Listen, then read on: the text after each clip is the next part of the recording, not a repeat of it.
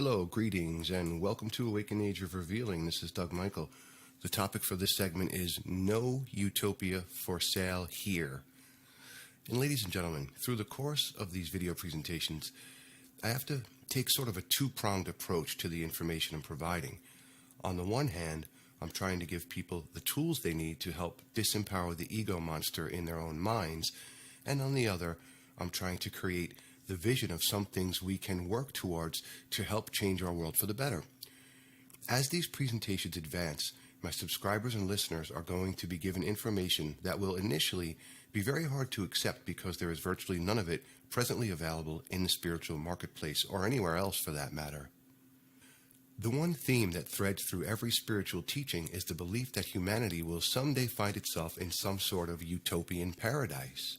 Whether that utopia is found on the streets of gold just beyond God's pearly gates, or whether it is some vague sense of utopia predicated on fifth-dimensional ascension illusions where the gods walk among men along the lines of Alice Bailey's brand of theosophy.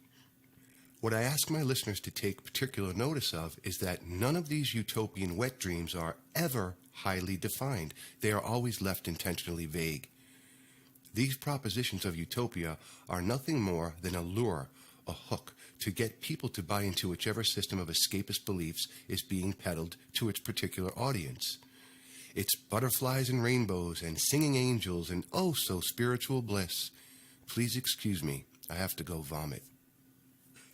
When we observe the turmoil the world is in, as I have highlighted in my videos, we have to realize that there is not going to be any utopian society along the lines of the Fabian proponents like H.G. Wells or George Orwell or Aldous Huxley, or writers like Ira Levin in his Utopian Society book, This Perfect Day, which is nothing but a variant theme on the Fabian concepts of utopia. In every one of these futuristic utopian scenarios, there is always a big brother figure or his equivalent. In the modern spiritual circus, it is the self-proclaimed ascended masters and their great white brotherhood who are the big brothers, the star people who, if we grovel to enough, will walk among us like gods and allow us to bask in their glorious fucking presence. Just as Orwell's big brother was perceived to care about the needs of all the proles under his control, the inorganic divine ascended masters peddle their own version of caretakership over all those people who believe that they are benevolent or have our species' best interests in mind. Just as the proles in Orwell's 1984 were expected to love Big Brother, these ascended master con artists want their followers to love them, peddling their doctrines of love and light and warning people to stay away from anything that varies from their own groveling doctrines of dependency. This is nothing more than Orwell's Big Brother wearing the clothes of spiritual deception. As Alice Bailey's teachings at the hands of her own ascended master Big Brother did not hesitate to reveal, there are only certain ones acceptable in their version of the New World Order, and that is only the ones who agree with their doctrines and are willing to be subjugated to their false spiritual beliefs. These cosmic con artists don't want cognitively awakened human beings in the ranks of their subjugated ranks. They demand drones who all walk alike and talk alike and act alike in their fucking New World Order age of bullshit spirituality. I ask my listeners to take note of the fact that every utopian vision of humanity is founded on ideas of fancy and illusion, but pay particular attention to the fact that absolutely none of these purported utopian ideas is ever defined. I invite all of my subscribers and listeners to see if they can find one single example about this whole New Age concept of some kind of utopian transition taking place without being intentionally vague. Okay, so you believe that you're going to be ascended to the fifth dimension? I ask you honestly to describe to me just what the fuck is this fifth dimension you expect to ascend to. I mean, it all sounds cool for those with expectations of some kind of spiritual escapism, but explain to me just how your enchantment with fifth dimensional escapism is any different than the pearly gates scenario peddled to the Christians or the Muslim vision of heavenly reward promised by their gods. Moreover, I ask that you contemplate on why it is only fifth dimension escapism that is bandied about by the New Age, but why not sixth, seventh, eighth, or ninth dimension escapism? Have any one of you believers in this doctrine ever pondered that notion? With each and every one of these escapist, sleight-of-hand spiritual illusions, it is always something that leaves us waiting on some future event, coming tomorrow, or the next day, or the day after that. These escapist lures keep people always chasing the carrot of escapist notions dangling in front of their eyes, but it is always out of reach. At least with the pearly gates description, we have the lure of streets paved with gold and gemstones, which only proves that the Christian God is wrapped up as much in superficial trappings of materialism as any greedy, ego-oriented human being. When we turn to the theosophical notion of ascension, we don't even have these definitions as a lure when we envision being elevated to the fifth dimension. Come on, let's face it. You are buying a pig in a poke if you continue to hang your wishful thinking ego notions of escapism on that utopian hook. Hell, these doctrines really don't even give you a hook to hang your hat on. They are only playing on your imagination and your emotions, and I guarantee you that there is not a one of these believers that can remotely describe what this fifth dimensional realm even looks like. Let's do a reality check here, because spiritual pragmatism means that we deal with reality, not wishful thinking. Let's take a moment and analyze this utopian nonsense and follow it to its ultimate conclusion. Let's see. Okay, I believe that I'm going to be magically transported to another dimension, or I believe that the vibration of the earth is going to separate, and the goody-goody love and light believers are going to be vibrated to the realm of cotton candy and butterflies in a parallel earth where everywhere we look we will find rainbows and nice fluffy clouds. When this magical occurrence takes place, we will all suddenly wake up wearing multicolored robes and sandals, with each of us wearing the equivalent of a glowing golden halo, denoting our specialness. Our world will magically transform to something like the Land of Oz, or some mystical variant of Hogwarts, where magic and energy rule the day. We will be able to levitate and walk on water, and we will all greet everyone we meet with a stupid syrupy grin, put our hands together, and continually utter Namaste to everyone we meet. None of us will have to work or expend any effort because our ascended masters will provide for our every desire. We don't have to cook or hold down any kind of day job in this magical utopia, as our ascended master overlords will tell us everything we need to know as we advance our magical and energetic abilities free of charge. We will no longer be human. We will magically transition into beings of pure energy and light and live just like the people did in the Land of Oz, all wearing our colored glasses so our magical vision is never impaired by having to view stark reality.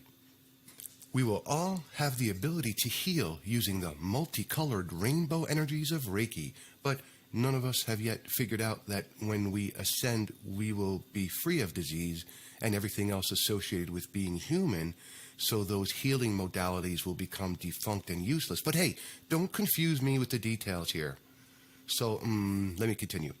Oh yeah, we will spend our days healing each other, and our healing skills will elevate to fifth dimensional healing, and we will all live our lives continually happy and living in a state of bliss, where we have no problems, and everyone will think the same and be the same.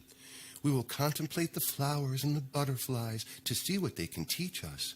We will swim with the dolphins and whales because they are our cousins and can't wait to embrace us as brothers and sisters when we ascend into this fifth dimensional spiritual land of milk and honey.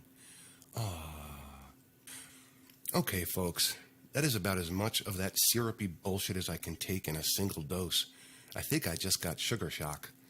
There are those who, of course, are going to take offense with me pointing this out in the harsh light of day, but let's get real here. How can anyone buy this escapist nonsense without seeing it as nothing more than the childish, wishful thinking that it is? This is really little different than Christians being enchanted with the idea of dancing around the throne of their God, singing praises and hymns all the livelong day for eternity.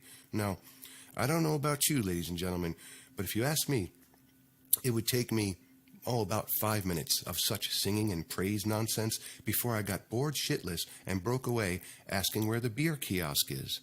I mean, this is supposed to be heaven, right? Is dancing around the throne of God all there is to do here? If so, Please book me a ticket on the next train to hell, because this just ain't cutting it. I can imagine nothing more hell-like than this vision of continually praising some God who only wants to live surrounded by such lame-ass sycophants and have his ego stroked and be showered with praise and worship. The stories about the Christian heaven are equally as vague as the New Age bullshit. All of it was designed by beings who know what it takes to cater to base human ego emotions. Oh, we're all going to have our heavenly mansions as the biblical renderings of heaven goes. Tell me with a straight face that this form of the heavenly welfare state is any different than the utopian dependency welfare swill pumped out by the ascended masters who are responsible for creating every religious and spiritual doctrine on the face of this planet. Can anyone but me see the repeating pattern in all of these scenarios? Ladies and gentlemen, it's all operating from the same friggin' script. It is Joseph Campbell's monomyth repackaged with alleged spirituality. It is a tried and true formula specifically designed to cater to the fears of the ego, and which ego-oriented people have been believing for well over 5,000 years. Now, the New Age hustlers use the term new paradigm in their teachings of spiritual misdirection. Like everything else, they hijack, they co-opt, and they twist and distort. What I've just illustrated is their version of the new paradigm, not the actual one. And within none of these scenarios do you find anything more than vague notions preying on the imagination of the ego, who feels it deserves these rewards simply by believing whichever brand of nonsense these inorganic cognitive manipulators continually sell to our species. But you know what, ladies and gentlemen? You don't have to buy it. You don't have to buy it. The direction for human advancement does not lie with these bullshit definitions of the new paradigm. It lies with the vision offered in the new paradigm books that I highly recommend reading. To continue to buy into these old systems of spirituality is not something new. Their version of the new paradigm is the same tired old script being sold over and over again with nothing but a different wrapper to peddle the same shit to needy egos who only seek escape from their earthly responsibilities. To create a genuinely new paradigm, we have to step away from all this wishful thinking and pie-in-the-sky escapism and take responsibility for ourselves and our planet. That will not be accomplished if we keep buying into the same tired old escapist nonsense we have been sold, masquerading as spiritual beliefs. The cosmic con artists and their earthly henchmen of the consortium want you dependent. They want you begging for their guidance, hanging on to the alleged words of your God or the channeled messages of these cognitive raiders. They demand that you bend your lowly human knees before them and acknowledge their presumed supremacy over such lowly creations as ourselves. So long as you continue to play their game, whether they profess a new paradigm or not, it is not new. It is ages old and recycled over and over and over again. And you know what? It keeps working because people stubbornly refuse to advance their cognition of their own free will and move out of this fucking quagmire. And until we do, it's going to repeat, and there'll always be the same old shit repackaged for you to swallow hook, line, and sinker. As we move into creating a genuinely new paradigm for human advancement, we have to distance ourselves from these old paradigms of dependency and need. We have to draw the distinction between becoming cognitively aware human beings who can each stand on their own 2 feet and transcend the dependency syndrome of religions and spirituality that we have all had shoved down our throats and up our asses through cultural indoctrination and multi-generational programming, passing on the same dependency syndrome from one generation to the next. We have to put aside the things of a child, wishful thinking, inflated expectations of things that will never be, and always waiting for what these spiritual snake oil salesmen continually tell us will be here tomorrow, or the next day, or some indeterminate time in the future. And realize that we've been had generation after generation after generation. We have to be adult enough to admit that we have been conned and draw the line so we will never be conned again. We live in a world exactly as described in the song by The Who, We Won't Get Fooled Again, where these spiritual doctrines are concerned. Meet the new boss, same as the old boss. In order to step into the real new paradigm and stop these repeating errors of human misjudgment controlled by the ego, we have to see the scam for what it is.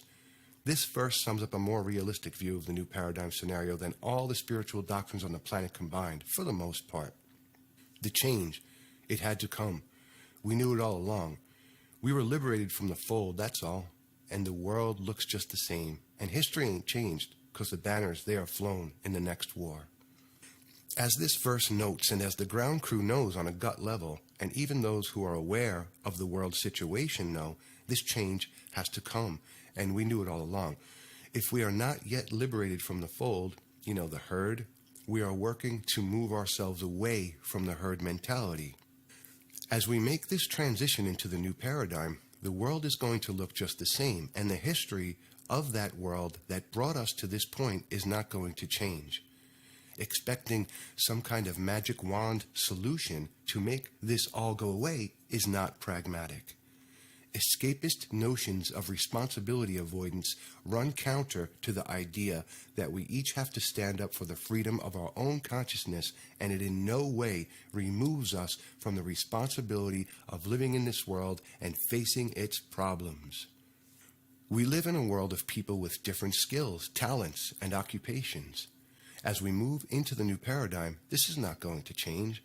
We're going to need carpenters and architects, roofers, plumbers, appliance repairmen, and people who keep our roads passable. We're going to need computer technicians, programmers, and repairmen. We're going to need teachers who can innovate our educational systems away from being the indoctrination mills they presently are. With a lot of luck, we're going to need substantially less lawyers and politicians, if any. So, those folks might want to start looking into a new profession. That's just a friendly suggestion. The reality of the world is not going to change. So if you think that moving into the new paradigm is going to remove the responsibility for taking care of these everyday needs, you have another thing coming. The world is going to remain the same. It is how we learn to approach these issues and solve them as a species that is going to be different. It's an experiential difference.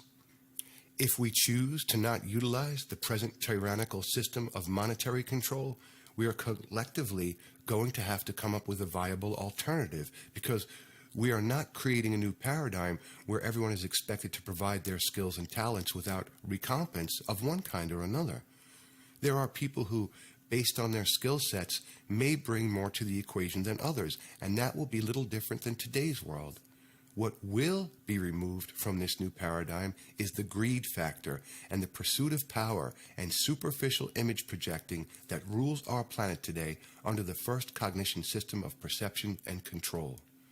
We have many workable things on the planet at the present time that improve our way of life.